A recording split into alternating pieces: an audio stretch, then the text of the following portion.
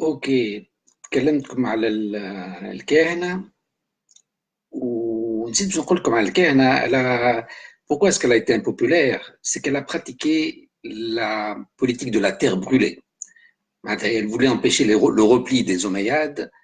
Elle a pratiqué une politique de terre brûlée, ce qui l'a rendue très impopulaire auprès des Moulouks, des rois, des tribus, des paysans, des sédentaires.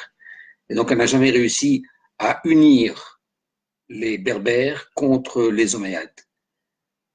Alors, il faut voir que c'est une nouvelle puissance qui se met en place, puissance musulmane qui se met en place dans le sud de la Méditerranée, où on aboutit à la chute de Carthage. اليوم حبيت نتكلمكم على Carthage, لكن je suis obligé de revenir un peu en arrière. Carthage تحت sous les Vandales en 435. Déjà en 430, elle subissait les assauts des Vandales, pendant que c'est la même époque où Saint-Augustin est en train d'agoniser et il meurt à la même époque sous la pression des Vandales.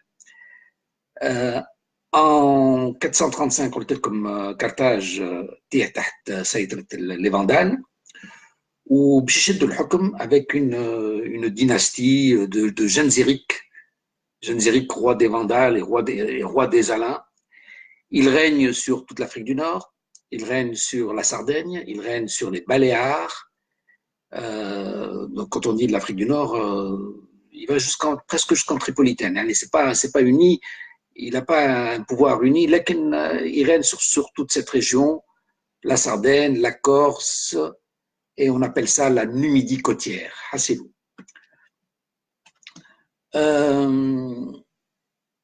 تعرفوا les Vandales خلاو اسمهم وهم les Vandales معناتها ils faisaient des raids et à partir de Carthage ils montaient sur Rome, ils faisaient des raids, ils montaient sur Naples, ils faisaient des raids, ils allaient sur Carthagène, ils faisaient des raids.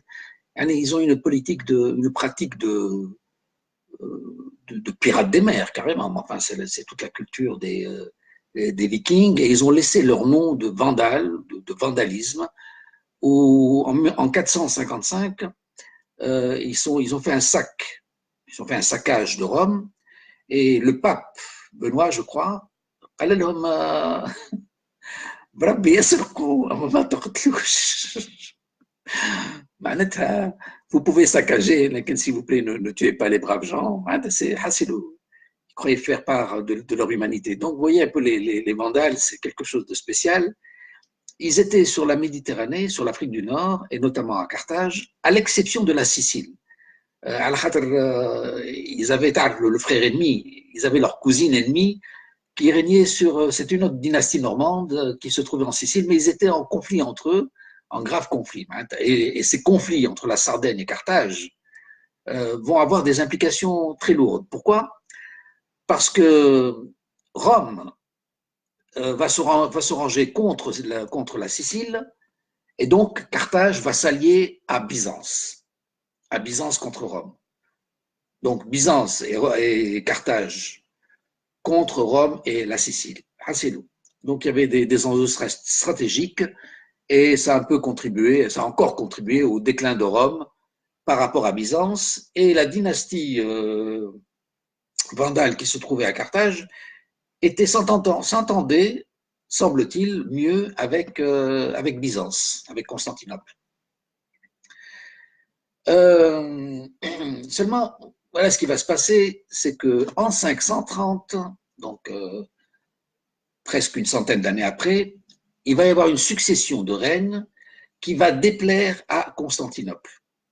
Et le nouveau régnant, c'est quelqu'un qui prend le pouvoir, qui s'appelle Gélimer, et cette succession va déplaire à Byzance, et donc Justinien Ier, qui est donc l'empereur de Byzance, va vouloir restaurer le pouvoir de l'Empire romain sur la Méditerranée et aussi sur Carthage. Et donc il va monter une expédition militaire assez inattendue.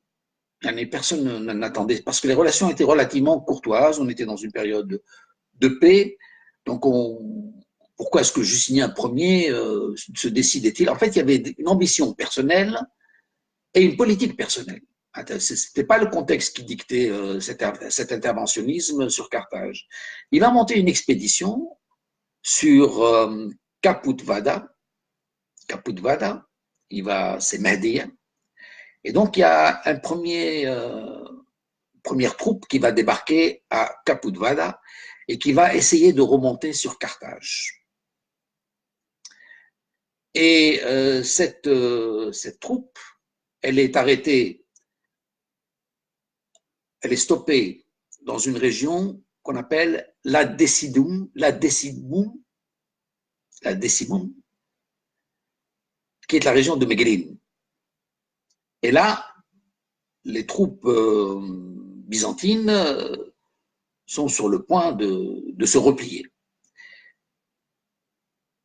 Et encore, les inattendus de l'histoire font que Gélimer perd ses deux frères.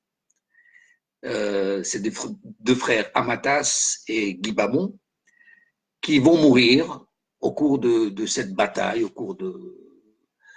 Et donc, Gélimer va être très ému par le décès de ses frères, et alors il va leur faire un éloge funéraire important, et il se rend donc à Boularegia.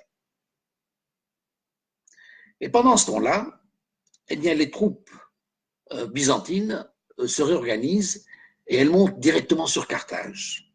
Et alors, l'anecdote raconte que le général byzantin, dont j'ai oublié le nom, mais enfin, que je peux retrouver, quand il rentre à Carthage, il va au palais et il trouve le repas qui avait été préparé pour Gélimer. Pour le roi viking, le repas était prêt, mais on s'attendait à voir le roi Gélimer, on ne s'attendait pas à voir l'assaillant, assez long. Donc, Carthage va alors devenir byzantine et va se mettre en place un système d'exarcat. Alors, l'exarcat, c'est quoi? C'est un titre de gouverneur militaire, c'est-à-dire qu'on cumule les deux fonctions de pouvoir politique, de roi, et aussi de pouvoir militaire. C'est un statut un peu spécial qui va donner une certaine puissance à Carthage et une certaine indépendance quand même, malgré tout. Et c'est-à-dire que la puissance va au point que vers l'an 610, l'exarque de Carthage se permet d'aller à Constantinople et de revendiquer et de porter un pouvoir.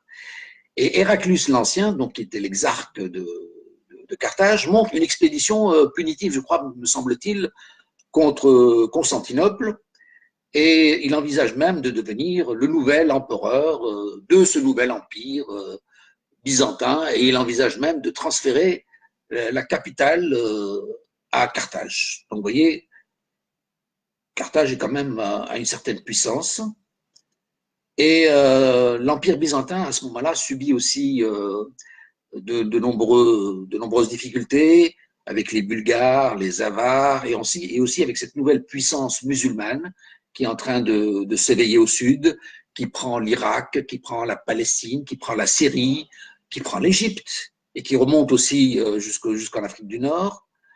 Et donc,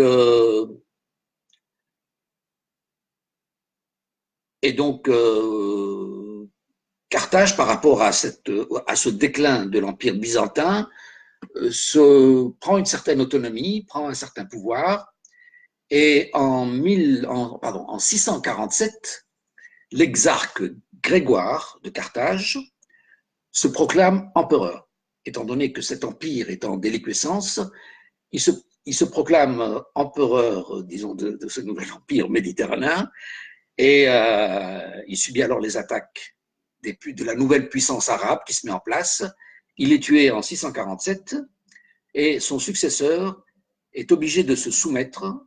Donc, Gennadios accepte de payer un tribut au pouvoir musulman de Damas pour éviter les attaques et pour préserver son indépendance. Donc, on est en 647 et malgré cela, Carthage subit plusieurs attaques en 658, 647, 695 et la chute définitive de Carthage en 698. Voilà, c'est court. Je m'excuse, c'est plus facile pour moi de parler en français. Et bon, j'avais envie de passer cet épisode assez rapidement. C'est une partie intéressante parce qu'il y a des, comment dire, je vais pas dire des rebelles, mais il y a des antagonismes, il y a des berbères, il y a des personnalités, il y a des rebelles, il y a des autorités politiques locales. C'est assez compliqué. C'est une période de 100 ans que j'évoque assez rapidement, mais elle est aussi intéressante. Bon, Marajaya, je vais vous parler des Fatimides, l'avènement des Fatimides, et c'est une période très intéressante. Allez, à la prochaine.